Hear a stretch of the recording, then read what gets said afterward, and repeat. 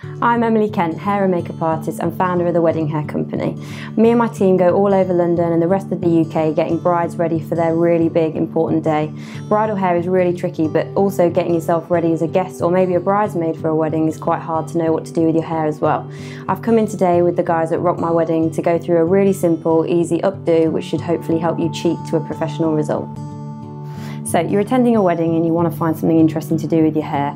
I'm going to run through a really simple, really easy but effective way of making a really nice underdone, tousled, messy styled updo with 3 plaits. It's really, really simple. So when you start doing anything with your hair, you need to prepare the hair because soft hair with no products in it is not going to last 5 minutes when you actually add some structure to it. Start off with clean hair. The dirty hair rule only applies for ballet exams. It's not important to have dirty hair when you're trying to get a nice style through it unless you're going to do something really slick, which we're not doing today.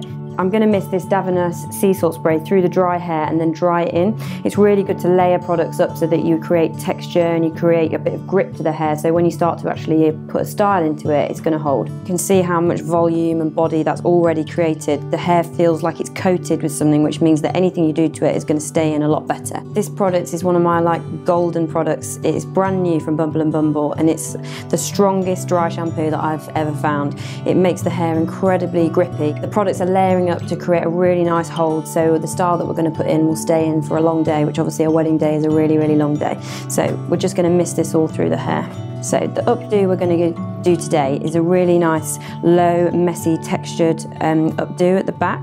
So we're going to get the front exactly how we want it before we start doing the back, and then I'll show you how we'll put the back in. Okay, so we've gone for a really nice soft side parting, lots of body, and remember this is not a perfect updo, so bits coming down, loose flyaway bits to soften the look around the face is actually what we want, so it's perfect if you're not very good with hair. The things you're going to need for this look are a selection of curvy grips. You can get these in Boots or Superdrug, ones that match the colour of your hair, and just a few little elastic bands. Again, you can get those at a chemist. With updos, your best friend is going to be a pintail comb. They're really good for back combing, getting texture, sectioning the hair when you need to lift bits of hair up, so invest in one of these from Boots or Superdrug.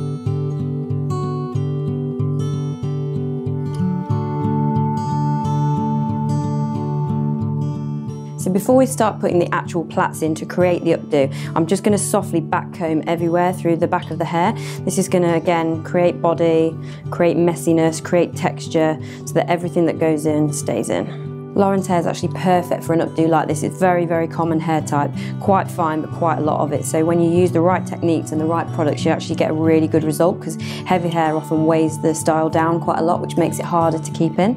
Okay, so now the hair, I can see at the front, it's in the position that I want. We're going to start constructing the back. So I'm going to separate the hair into 3 sections, keeping this volume here, and we're just going to really softly plait these 3 sections individually. I'm actually also going to use a fishtail plait technique, which creates a wider and more textured look to the plait. So each time I take a piece of hair, I'm going to separate it and then put it in. So rather than taking the whole section, separate it and drop the other half, drop the other section into the next section. So half, over and drop. So when you get to the bottom of the plait, you don't want to plait all the way to the bottom, but we want to secure it so that it creates quite a loose section. I'll explain why. If we just take one of these little elastic bands and just secure that. If I was doing this just for a client, I probably wouldn't use an elastic band, but it's just so when you're doing it on yourself, it keeps it a bit more secure. With that at the bottom, that means that you're allowing a bit of space to move the plait. So now we're going to start to pull the plait apart, so it almost will probably double, if not treble in width.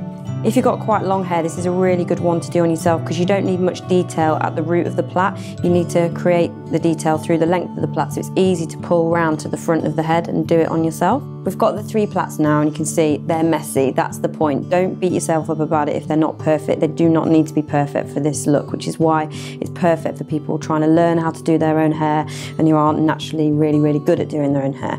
So now we're going from here, we're going to start to construct the actual updo. So starting with the middle plait, we're going to turn it round in on itself to create a sort of spiral, which we're then going to fix onto the head. You've got the nice volume from this previously backcombed section, and then we're going to have 3 plaits lined up at the base, which will make a really, really nice shaped updo. Really, really easy.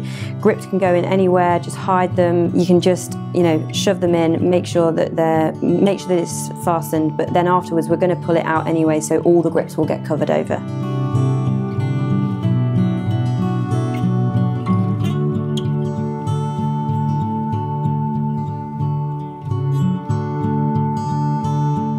Okay, so the first one's in, it's got nice width, it's filling up that gap nicely, so we're just going to repeat that on both sides. Just folding the plaits in, getting them secured, and then pulling them out to create nice width and shape at the base of the neck.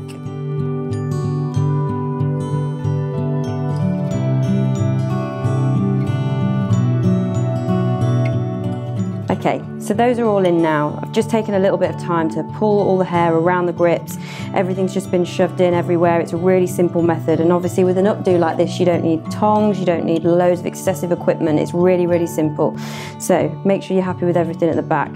Really good as well to get a small mirror so you can keep checking the back as you're doing it. Do one section. Once you start, it gets a lot easier. So from the front, because I prepared it before we started, I'm just going to now start detailing it and pulling little bits down. This would be great for a sort of country style wedding, something really relaxed.